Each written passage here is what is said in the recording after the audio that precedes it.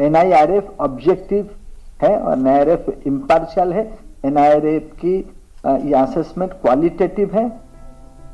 ये इंस्टीट्यूशंस की अनाउंसमेंट से ही पता चलता है।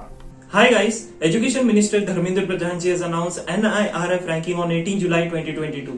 Now every year MHRD, that is Ministry of Human Resource and Development, releases this NIRF ranking in 11 categories. So these are 11 categories.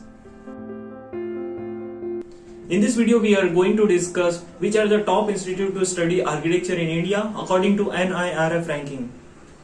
But the question is, what is NIRF ranking?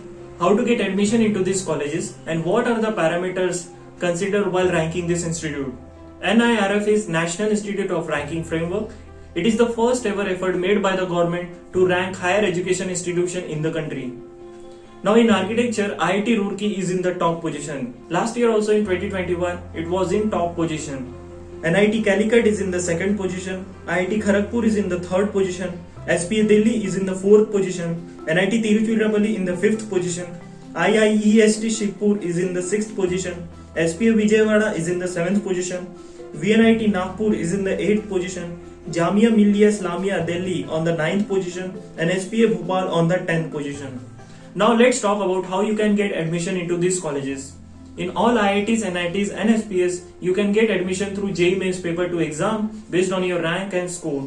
And in other colleges like IIEST, you can get admission through NATA exam, that is National Aptitude Test in Architecture. Now how and why did NIRF ranking were started?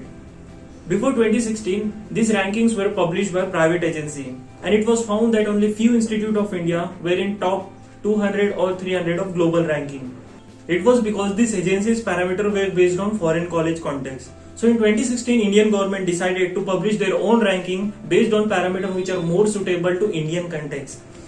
And Ministry of Human Resource and Development made compulsory for all government-run education institutions to participate in NIRF ranking. And this year, more than 6,000 institutions participated in NIRF ranking.